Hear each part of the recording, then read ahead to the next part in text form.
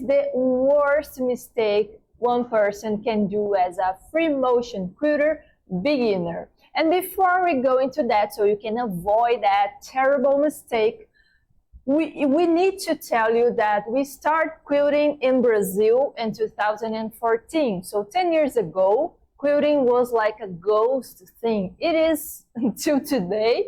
People don't know what it is. But 10 years ago, we didn't have much internet and things going on regarding to quilting, so we can... Content on the internet. The internet was fine, but content about quilting on internet in Portuguese, and especially for beginners that don't know how to look for information. It was like internet was useless for us. Well, till today, pretty much in Portuguese, I'm sorry, but that's the truth.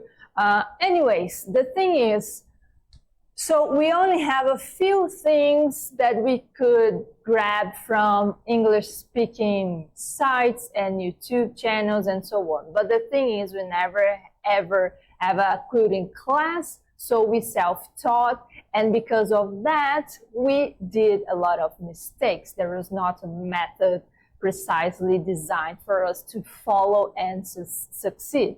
So one of the terrible mistake was that at the beginning, we were so afraid of ruining our client quilts that we bought a lot of stencils from US, and the thing is, I think we never used them. But you know, we simply needed to do that for insecurity. But, you know, have you ever stopped to look at the amount of stencils that there is? And not only that, so many designs have many sizes. So we end up with a lot of options, and we didn't know what would be better. So we just cry a lot, and we blindly choose some of those stencils and we import them. But, you know, if you're into quilting, piecing or something, you know, there any craft at all. Yeah, actually yes. There is any art at all. Let's expand. Yeah. Because it's like any hobby, any activity at all. Yeah, exactly. There are simply a gazillion tools and notions that you can use. And some of them are very nice, but because there's so many, some are very unique on its use and purpose, just like the stencil, because you know what I'm going to do if I have a 10-inch stencil, but I need to quilt a 20-inch area or a 15-inch area, or if I have a 15-inch stencil, but I have a 10-inch area to quilt. So they're very specific. Yeah. So they're very purposeful to do one thing, to do that thing. Okay. Exactly. And because we have this traumatic experience of buying a lot of stencils that we never used, and in the time we didn't even have the money to actually buy them. So it was a lot of story. Yeah. Anyway, so we decided that here we would do things very, very, very differently.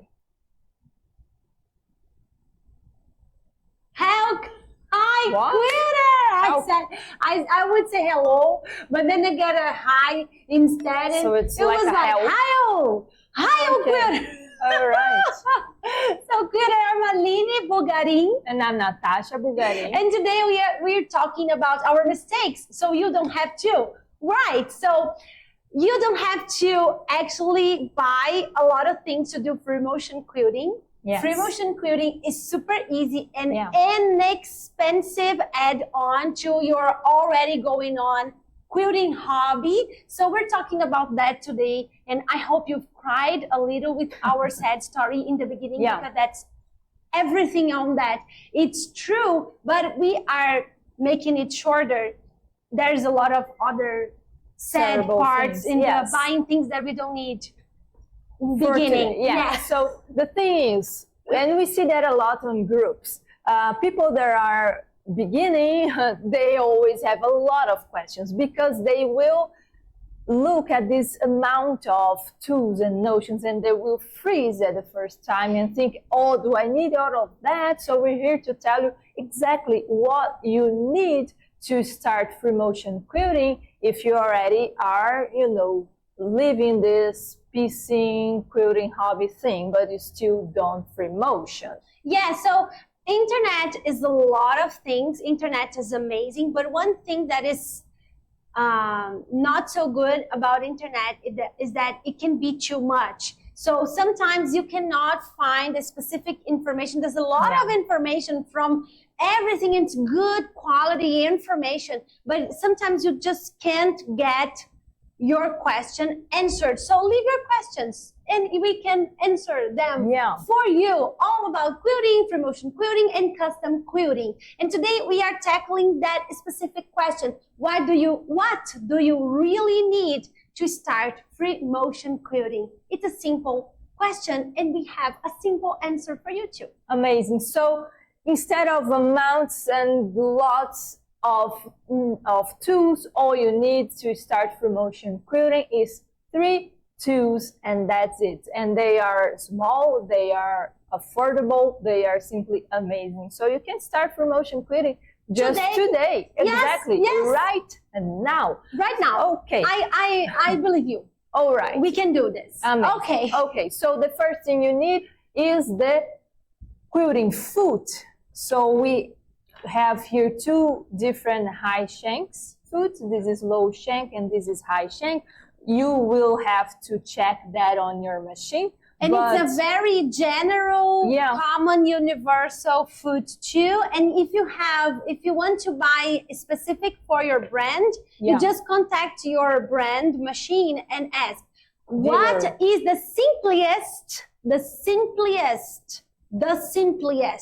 free motion quilting foot that I can get for my specific machine? Most machines, like entry-level machines, will accept universal foot like this. And because free motion is a loose activity sewing to your machine, it is not it's not bad that it's an universal foot.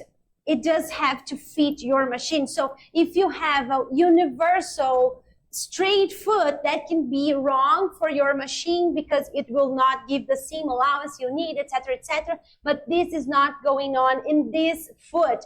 Brands will always encourage you to buy their foot, and that's okay. If you want to buy the free motion quilt foot for your brand, for your specific machine, go ahead. Just ask for the simplest foot to start, because free motion quilting is not fancy. You can do with the simplest foot. Exactly. So this is the first 2 you need. And some machines already come with a quilting foot. So you can also darning check. foot. Sometimes it's called darning foot, free motion foot, floating foot. There's a lot of things. Some machines you have to just set up the floating foot, so you don't even have to buy another foot. It's just a setting on your machine. But it tends to be very simple and very straightforward. Exactly. So the second 2 you absolutely need to do free motion quilting. I would say it's the secret sauce of free motion quilting, especially for beginners, but for everyone actually. But beginners don't tend to understand the need of this item, and it is the secret sauce that makes quilting much more easier, much more fun, and much more beautiful in the end. Yes. So it is the gecko hand effect glove. So with this glove, you will have the palm of your hand and all your fingers with these grips.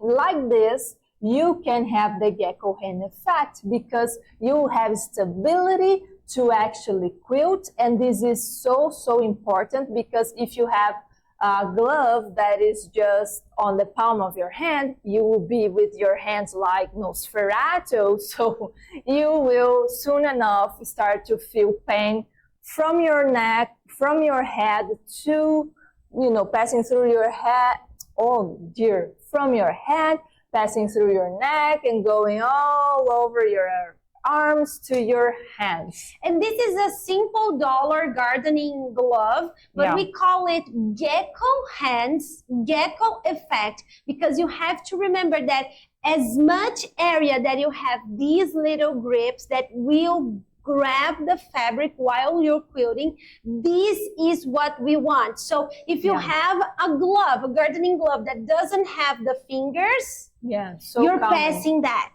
If you have one type of glove that doesn't have grips in the palm, you will pass that too. So the ideal free motion quilting glove is a glove that has grips even in the four, like in your whole body.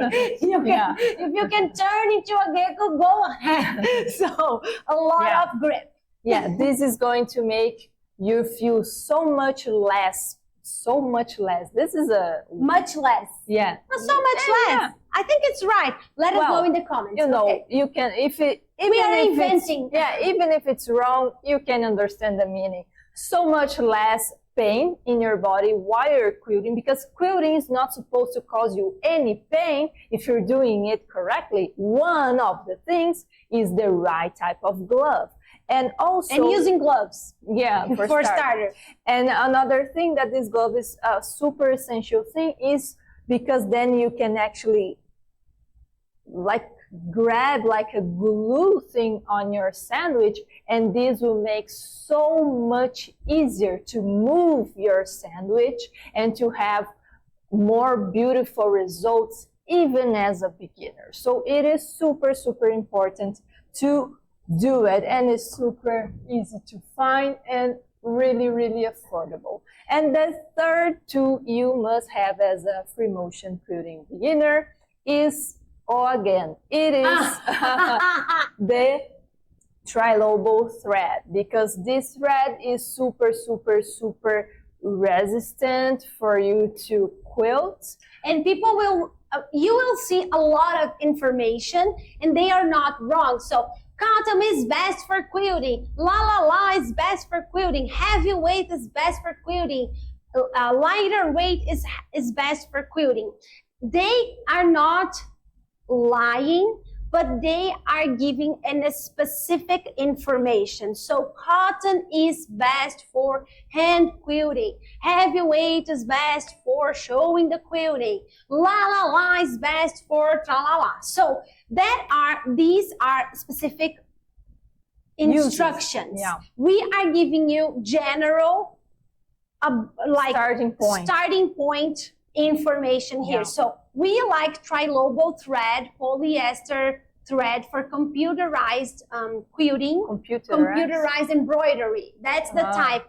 Because tri-lobo, sometimes people don't know what it is, but if you say, I'm looking for a thread for computerized embroidery, they will have this same thread, which is tri-lobo thread. So this kind of thread is made from polyester, and it gives you more resistance in your machine, and it already starts resolving some beginner problems, and that is amazing. So you don't have to use that on your bobbin if you don't want to. You can use like common sewing thread on your bobbin, preferably the same color. I would say 100% of the time the same color, but sometimes the thread changes color, so that's why I'm using the preferably word. But the same color will also help you with some problems that beginners can have, not even beginners, people can have when quilting. So this thread will allow you to have more freedom when you are quilting, because you will not